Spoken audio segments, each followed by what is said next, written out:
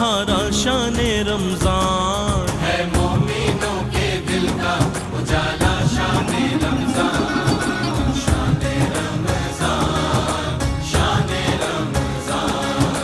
شان رمضان۔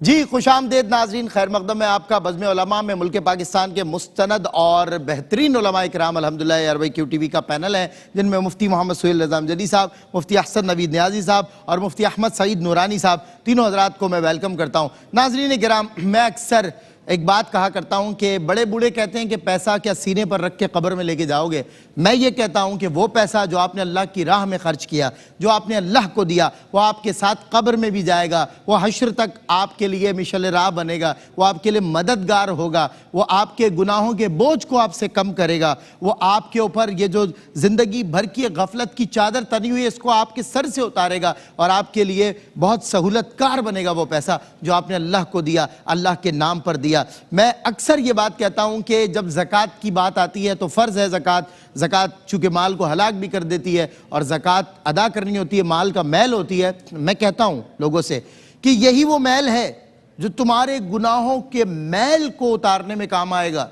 یہ وہ میل نہیں جو تم پر چڑھے گا، بلکہ یہ تمہیں، تمہارے مال کو پاک کرے گا، تمہیں بھی پاک کرے گا۔ یہ 2.5% زکوٰۃ کا جو حصہ ہے، یہ 2.5% جو پورشن ہے زکوٰۃ کا، یہ اللہ کی بارگاہ تک پہنچ جائے گا،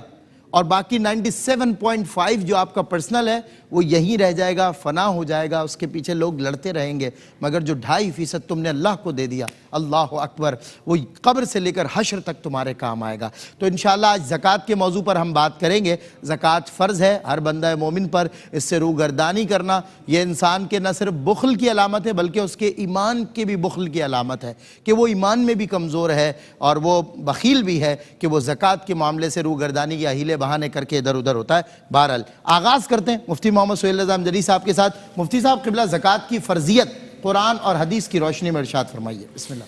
بسم اللہ الرحمن الرحیم، صلی اللہ علیہ وآلہ وصحبہ وبارک وسلم۔ دیکھیں قرآن کریم میں ہے کہ اقیموا الصلاۃ وآتوا الزکاۃ، کہ نماز قائم کرو اور زکوٰۃ کی ادائیگی کرو۔ دوسرے مقام پر فرمائے کہ والذین ہم للزکاۃ فاعلون، یعنی جہاں پر ایمان والوں کی خصوصیات کا تذکرہ رب کریم فرما رہا ہے تو قد افلح المؤمنون الذین هم فی صلاتهم خاشعون، یعنی ایمان والے کامیاب ہوئے، وہ ایمان والے جو اپنی نمازیں خشوع اور خضوع کے ساتھ پڑھتے ہیں، اپنی شرمگاہوں کی حفاظت کرتے ہیں۔ وہ ساری صفات بیان کرتے ہوئے یہ بھی فرمایا کہ جو اپنی زکوٰۃ کو ادا کرتے ہیں۔ اچھا، پھر قرآن کریم میں مختلف مقامات پر اس بات کو بیان کیا گیا، تو چونکہ امر کا صیغہ ہے آتوا الزکاۃ، کہ زکوٰۃ کی ادائیگی کرو، تو الامر للوجوب، امر وجوب کے لیے ہے، تو یہاں پر فرض ہے کہ زکوٰۃ کی ادائیگی کی جائے۔ اچھا، اس کا ریزن یہ بتایا کہ کئی لا یکون دولتم بین الاغنیاء منکم، یعنی آپ دیکھیں کہ دنیا میں کئی نظام آئے، کیپٹلزم آیا تو اس میں یعنی اسے ہم کہتے ہیں سرمایہ دارانہ نظام، کہ دولت چند ہاتھوں میں مرکوز رہتی ہے۔ پھر کمیونزم ہے اور سوشلزم ہے، تو وہاں پر یعنی اس کے برعکس معاملہ ہے، یعنی ہر کہیں افراط و تفریط ہے، لیکن اسلام میں افراط و تفریط نہیں، اعتدال کا راستہ ہے۔ کئی لا یکون دولتم بین الاغنیاء منکم، یہ بھی فرمایا، اور ایک مقام پر فرمایا کہ وفی اموالہم حق للسائل والمحروم، کہ تمہارے مالوں میں سائلین کے لیے اور محرومین کے لیے حق ہے، تو حق ہے۔ اور فرمایا اس لیے کہ دولت چند ہاتھوں میں مرکوز نہ رہے۔ آج ہمارا المیہ یہی ہے نا کہ دولت چند ہاتھوں میں مرکوز رہی، جس کی وجہ سے غریب کو اس کا حق نہیں پہنچا۔ آج غریب غریب سے غریب ہو رہا ہے، امیر امیر سے امیر ہو رہا ہے، لیکن اسلام یہ نہیں چاہتا۔ اسلام یہ چاہتا ہے کہ جو صاحب نصاب لوگ ہیں وہ ان کے مالوں میں جو محرومین کا، سائلین کا، غریبوں کا حق ہے وہ نکلتا رہے، یہ دولت آگے بڑھتی رہے اور حقداروں کو حق پہنچتا رہے۔ کئی لا یکون دولۃ بین الاغنیاء منکم، یہ چند ہاتھوں میں اغنیاء کے درمیان مرکوز نہ رہے۔ میں آپ کو کہتا ہوں سلمان بھائی کہ یہ جو رکا ہوا پانی ہوتا ہے نا، یہ ایک وقت ایسا آتا ہے کہ اس سے آپ وضو بھی نہیں کر سکتے، ٹھیک ہے نا؟ رکا ہوا پانی کسی کام کا نہیں رہتا، لیکن جاری پانی ہو تو آپ اس سے وضو بھی کریں، آپ اس سے پاکی بھی حاصل کریں، تو جاری پانی جو ہے وہ بہت فائدہ مند ہوتا ہے۔ کہا جاتا ہے تازہ پانی۔ جی اسی طریقے سے جب دولت چند ہاتھوں میں یا ایک لاکر میں مرکوز رہے گی وہ کسی کام کی نہیں ہوگی، لیکن وہ جب دولت محرومین کو پہنچے گی، معاشرے میں سرکولیٹ کرے گی، تو اللہ تبارک و تعالیٰ پھر اس میں برکت عطا فرماتا ہے۔ ابن عمر رضی اللہ تعالی عنہ فرماتے ہیں کہ رسول اللہ صلی اللہ علیہ وسلم نے فرمایا، بخاری شریف کی حدیث ہے کہ بنی الاسلام علی خمس، کہ اسلام کی بنیاد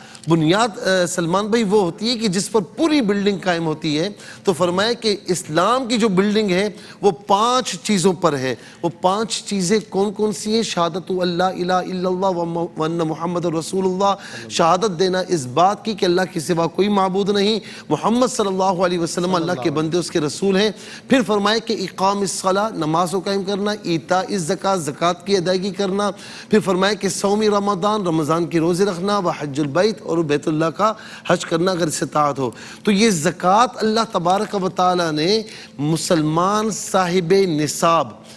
نصاب سے مراد یہ ہے کہ جس کے پاس نصاب ہو، وہ نصاب کا اہل ہو، یعنی اگر گولڈ کے اعتبار سے دیکھا جائے تو 7.5 تولہ گولڈ ہو، چاندی سلور کے اعتبار سے دیکھا جائے تو 52.5 تولہ ہو، یا مکس نصاب ہے تو پھر دیکھا جائے گا کہ اس کی قیمت 52.5 تولہ چاندی کے برابر بنتی ہے۔ اگر بنتی ہے تو وہ صاحب نصاب کہلائے گا، اور اس سال گزرنے کے بعد اس کو زکوٰۃ ادا کرنی ہوگی۔ اچھا، اس ساتھ میں یہ بھی بتاؤں کہ بہت سے لوگ یہ کاشتکاری کرتے ہیں، ان کا گاؤں دیہات میں زمینیں ہیں اور وہاں پر وہ کھیتی باڑی کرتے ہیں، تو وہاں پر بھی رسول اللہ صلی اللہ علیہ وسلم نے فرمایا کہ کچھ زمینیں ایسی ہوتی ہیں جو بارش یا نہری پانی سے جن کو سیراب کیا جاتا ہے، تو فرمایا کہ ان میں جو ہے وہ عشر تمہیں دینا ہوگا، اور وہ زمین کہ جسے تم ہل کے ذریعے یا ٹیوب ویل کے ذریعے یا کسی اس طرح نظام کے ذریعے، ڈول کے ذریعے تم اسے، آج کل مشینیں ہیں اس سے سیراب کرتے ہو، تو اس میں تمہیں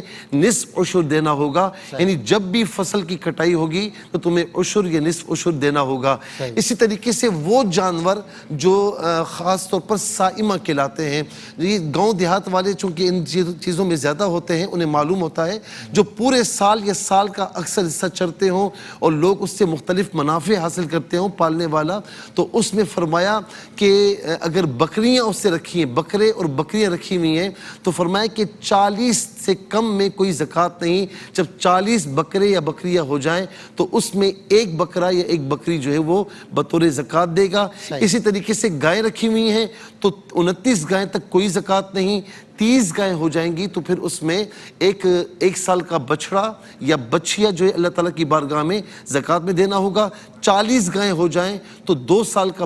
بچڑا یا 2 سال کی بچیا اللہ تعالیٰ کی راہ میں دینی ہوں گی۔ اسی طریقے سے جو ہے وہ اگر جو ہے وہ اونٹ ہے تو 5 سے کم اونٹ میں کوئی زکوٰۃ نہیں، 5 سے لے کر 25 اونٹ تک، ہر 5 اونٹ میں 25 اونٹ تک جو ہے وہ یعنی جو بکری ہے یا بکرا ہے وہ اللہ کی راہ میں بطور زکوٰۃ دینا ہوگا۔ یہ ہر مسلمان جو صاحب نصاب ہو، ان شرائط پر پورا اترتا ہو تو اس کے لیے فرض ہے، نہیں دے گا تو سخت گناہ گار ہوگا، انکار کرے گا تو دائرہ اسلام سے خارج ہوگا، نہیں دے گا تو سخت گناہ گار ہوگا، اور دنیاوی اور اخروی جو نقصانات ہیں اس کا وبال بھی اس پر ہوگا۔ بالکل صحیح، اور ہوتا بھی ہے، دنیاوی نقصان بھی اور اخروی نقصان بھی اس شخص کو جو زکوٰۃ کو ترک کرتا ہو یا ہیلے بہانے کر کے اس سے۔ اور جو لوگ زکوٰۃ نکالتے ہیں، آپ کی والی بات ہے، چلتے پانی کی مثال ہے ان کا پانی چلتا رہتا ہے، ان کی سرکولیشن چلتی رہتی ہے، وہ زکوٰۃ ان کے مستحقین تک پہنچا دیتے ہیں، اور جو اس میں سہولت کار بھی بنتے ہیں ان کا بھی پانی چلتا رہتا ہے، ان کی نہریں جاری رہتی ہیں اور باغ و بہار رہتے ہیں وہ لوگ، یہ سامنے دیکھا ہے۔ میں مفتی حسن نوید نیازی صاحب ہمارے ساتھ ہیں۔ قبلہ ترک زکوٰۃ، ابھی تو فرضیت پہ بات ہوئی نا، حضرت نے ساری مثالوں کے ذریعے سمجھا دی زکوٰۃ کی قسمیں، فرضیت اور ترک اور سب۔ اب ترک زکوٰۃ پر بھی مذمت کیا آئی ہے قرآن و حدیث میں چاہتا ہوں کیا وعیدات آئی ہیں اس پر ارشاد فرمائیں۔ بسم اللہ الرحمن الرحیم، صلی اللہ علیہ حبیب محمد وعلی آلہ وصحبہ وبارک وسلم۔ دیکھیں اسلام کے جو بنیادی ارکان ہیں ان میں سے ایک زکوٰۃ ہے، اور زکوٰۃ ادا نہ کرنا یہ بھی گناہ کبیرہ ہے۔ جس پر زکوٰۃ فرض ہو وہ زکوٰۃ ادا نہ کرے تو یہ کبیرہ گناہ، اور کبیرہ گناہ کے جو بھی وعیدات ہوتی ہیں وہ ساری وعیدات زکوٰۃ ادا نہ کرنے والے کی طرف بھی متوجہ ہیں۔ اللہ کی معصیت ہے۔ ایک تو سیدھی سیدھی بات یہ ہے، اصولی بات۔ دوسرا ہے بطور خاص جو ہے وہ مال خرچ نہ کرنا، بخل کی وجہ سے زکوٰۃ ادا نہ کرنا، اس کے لیے بطور خاص بھی وعیدات آئی ہیں۔ قرآن مجید فرقان حمید قرآن رشید میں سورہ آل عمران میں اللہ تبارک و تعالیٰ نے یہاں اس بات کا ذکر فرمایا کہ جو لوگ بخل کی وجہ سے اللہ کی راہ میں خرچ نہیں کرتے، زکوٰۃ نہیں دیتے، صدقات واجبہ نہیں دیتے، تو اس کے بعد آگے جو وعید فرمائی تو فرمایا یطوقون ما بخلوا بہ یوم القیامہ، کہ عنقریب قیامت کے روز اس مال کو جس میں وہ بخل کر رہے تھے ان کے گلے کا طوق بنا دیا جائے گا۔ ایک وعید، ایک مذمت۔ دوسرے مقام پر جو ہے سورہ توبہ کے اندر ارشاد فرمایا کہ جو یہ سونا اور چاندی جو ہے وہ اسے سنبھال کر رکھتے ہیں اور اس میں زکوٰۃ ادا نہیں کرتے تو ان کے لیے وعید کیا ارشاد فرمایا فبشرہم بعذاب علیم، انہیں عذاب علیم کی، دردناک عذاب کی بشارت دے دو کہ دردناک عذاب ہے ان کے لیے۔ اللہ تبارک و تعالیٰ خود اسے عذاب علیم فرما رہا ہے، دردناک عذاب جو ہے کہ دردناک عذاب کی بشارت دو۔ اور پھر فرمایا یوم یحمى علیہا فی نار جہنم فتکوی بہا جباہہم وجنوبہم وظہورہم ھذا ما کنزتم لانفسکم فذوقوا ما کنتم تکنزون۔ اللہ تعالیٰ فرما رہا ہے اس دن، یعنی وہ قیامت کے روز سے جو ہے وہ تپایا جائے گا اس سونے اور چاندی کو جو سنبھال کے رکھا تھا، پھر اس کے بعد داغا جائے گا ان کی پیشانیوں کو، ان کے پہلوؤں کو، ان کی پیٹھوں کو، اور یہ کہا جائے گا کہ یہ وہ مال ہے، یہ وہ خزانہ ہے جسے تم اپنے لیے خزانہ بنا کے رکھتے تھے، اپنے لیے بچا کے رکھتے تھے، تو وہ جو تم بچا کے رکھتے تھے اب اس کا مزہ چکھو۔ یہ بات اللہ تبارک و تعالیٰ قرآن مجید فرقان حمید میں ارشاد فرما رہا ہے۔ یہ وعیدات ہیں، اتنی سخت قسم کی وعیدات ہیں۔ پھر حدیث کی طرف آئیے تو حضور جان عالم صلی اللہ تعالی علیہ وآلہ وسلم نے ارشاد فرمایا، صحیح بخاری کی حدیث ہے، من آتاہ اللہ مالا فلم یؤدی زکاۃ، جسے اللہ نے مال دیا اور وہ زکوٰۃ ادا نہ کرے تو مثل لہ یوم القیامۃ شجاعا اقرا، تو وہ قیامت کے روز گنجے سانپ کی صورت میں تبدیل کر دیا جائے گا۔ وہ مال گنجے سانپ کی صورت میں تبدیل کیا جائے گا، اس کے سر پہ 2 نقطے ہوں گے اور پھر اسے گلے کا طوق بنایا جائے گا، آدمی کے گلے کا طوق بن کے اس کے بعد وہ بندے کو وہ جو سانپ بنا ہے جو مال، وہ مال دونوں جبڑوں سے پکڑ کر اسے کہے گا انا کنزو کا انا مالو کا، میں تیرا خزانہ ہوں، میں تیرا مال ہوں، یعنی بھمبوڑے گا ایسے۔ اب دیکھیں کہ سانپ کسی کی گردن میں لپٹ جائے اور اس کے بعد جو ہے وہ سانپ جو ہے جبڑوں سے پکڑے کسی کو بھمبوڑے، کیسا جو ہے وہ یہ تصور ہی ہولناک ہے۔ تو یہ حضور جان عالم علیہ السلام فرما رہے ہیں کہ وہ مال جو بندے نے بچا کے رکھا اور اس سے زکوٰۃ ادا نہیں کی تو قیامت کے روز وہ اس طرح سانپ کی صورت میں تبدیل کر کے اس طرح اللہ اس پر مسلط کرے گا اور بندے کو عذاب ہوگا۔ کیسی اس کے اندر ذلت بھی ہے، اور ذلت کے ساتھ تکلیف اور اذیت کا تو ہم جو ہے وہ تصور ہی نہیں کر سکتے کہ اذیت کیسی ہوگی۔ کہ آپ دیکھیں بندہ صرف جو ہے وہ ہولناک قسم کے سانپ کو دیکھ لے تو خالی ہولناک قسم کے سانپ کو دیکھ کر ہی بندے کی گھگی بن جاتی ہے، صحیح بات ہے، سنسنی جو ہے وہ بدن میں دوڑ جاتی ہے۔ بندہ تصویر میں ویڈیو میں دیکھ لے تو ہی غور سے دیکھ لے بندہ زوم کر کے تو ایک جو ہے وہ اس سے سنسنی اور خوف محسوس ہوتا ہے۔ جب صرف دیکھ کر ایسا ہوتا ہے تو کہاں جو ہے وہ ہولناک اور ہیبت ناک قسم کا سانپ ہو، خطرناک قسم کا سانپ ہو، اور وہ سانپ جو ہے بندے کے گلے میں طوق بنا کے لپٹا دیا جائے اور وہ سامنے کھڑا ہو اور جبڑوں سے بندے کو پکڑ کے بھمبوڑ بھی رہا ہو اور ساتھ میں یہ کہہ بھی رہا ہو انا کنزو کا انا مالو کا، میں تیرا خزانہ ہوں، میں تیرا مال ہوں۔ کیسی یہ اذیت ہوگی، کیسی بدبختی اور شقاوت ہوگی۔ اللہ تبارک و تعالی ہم سب کو اس سے بھی اور ہر قسم کی شقاوت اور بدبختی سے محفوظ فرمائے۔ ایک روایت کے اندر فرمایا گیا زکوٰۃ کا مال جس مال میں ہوگا اس مال کو تلف کر دے گا، اسے برباد کر دے گا۔ اب جب اس کی تشریح فرمائی محدثین نے تو 2 تشریحیں کی۔ فرمایا ایک مطلب تو یہ ہے کہ اگر کوئی مالدار آدمی کہ جو زکوٰۃ کا مستحق نہیں ہے وہ زکوٰۃ کا مال لے لے گا تو اس کا مال برباد ہو جائے گا، اللہ اس کو ہلاک کرے گا۔ اور دوسری تشریح، دوسری توجیہ یہ ہے کہ کسی آدمی کے مال پہ زکوٰۃ فرض ہے لیکن وہ زکوٰۃ ادا نہیں کر رہا تو یہ زکوٰۃ کا ادا نہ کرنا اس کے حلال مال کو بھی ہلاک کر دے گا۔ اور ہم بارہا دیکھتے ہیں اس کے مظاہر بھی کہ آدمی زکوٰۃ ادا نہیں کر رہا ہوتا تو اس کی وجہ سے مصیبتوں میں گھرا ہوا ہوتا ہے، پھر پریشان ہوتا ہے، کہتا ہے یہ ایکسیڈنٹ ہو گیا، یہ بچہ بیمار ہو گیا، گھر میں یہ آفت آ گئی، کاروبار میں یہ آفت آ گئی، اور جب اور کہ ہمیں کوئی دعا بتا دیں، کوئی وظیفہ دے دیں، جب ان سے پوچھا جائے کہ بھئی زکوٰۃ صحیح حساب کر کے دیتے ہو یا نہیں تو کوتاہی کر رہے ہوتے ہیں۔ تو وہ جو زکوٰۃ اللہ کی راہ میں ادا نہیں کر رہے تو اس کی جو نحوست دنیاوی طور پر ظاہر ہو رہی ہے وہ یہ ہے کہ ان کا مال ادھر ادھر سے خرچ ہو ہی رہا ہے، نقصان میں پہنچ ہی رہا ہے، وہ نکل ہی رہا ہے۔ تو یہی اگر وہ اللہ کی راہ میں زکوٰۃ ادا کرتے، پورا حساب لگا کر خوش دلی سے کرتے تو قیامت میں اجر بھی ملتا، اللہ بھی خوش ہوتا، اور یہ مال جو ان کا اس طرح ہلاک بھی نہ ہوتا بلکہ یرب الصدقات، اللہ نے فرمایا اللہ صدقات کو بڑھا دیتا ہے، اس کا اجر بہت زیادہ ملتا ہے۔ اور فرمایا جو بھی چیز نقصان پہنچتا ہے دنیا میں، کوئی چیز ضائع ہوتی ہے، وہ چیز ضائع ہوتی ہے زکوٰۃ ادا نہ کرنے کی وجہ سے۔ یہ وعید ہے زکوٰۃ ادا نہ کرنے کی، یہ مذمت ہے اور سٹرکٹ کنڈم کیا گیا ہے۔ بالکل، بہت سٹرکٹ کنڈم کیا گیا، اور وضاحت کے ساتھ آپ ارشاد فرما رہے تھے کیسا دردناک عذاب آپ نے ابتدا میں کہا اور کیسے ہولناک مناظر ہیں اس کے لیے جو زکوٰۃ سے جی چراتا ہے، منہ چراتا ہے، یا اس کو کسی طرح ہیلے بہانے کے ذریعے اپنے اوپر سے، اپنے ذمے سے ختم کرنے اور دور کرنے کی کوشش کرتا ہے۔ بہترین لوگ وہ ہیں جو زکوٰۃ دینے میں بھی جلدی کریں، زکوٰۃ نکالنے میں ایمانداری سے کام لیں اور مستحقین تک ان کی زکوٰۃ پہنچائیں، کیونکہ اللہ کے بندے اللہ کے بندوں کے کام آتے ہیں اور زکوٰۃ اس کے لیے ایک بہترین ذریعہ ہے، فرض کی گئی۔ اللہ اکبر، اس کے علاوہ لوگوں کی مدد کرتے رہنا چاہیے۔ میں تو کہتا ہوں آپ زکوٰۃ سے سوا لوگوں کی مدد کریں، لیکن زکوٰۃ تو بہرحال آپ کو دینی ہی دینی ہے۔ اگر اس میں بھی روح گردانے کی تو سوچئے آپ کہاں کھڑے ہیں، ہم کہاں کھڑے ہیں۔ لائیو ٹیلی فون کالز کا سیگمنٹ ہوگا،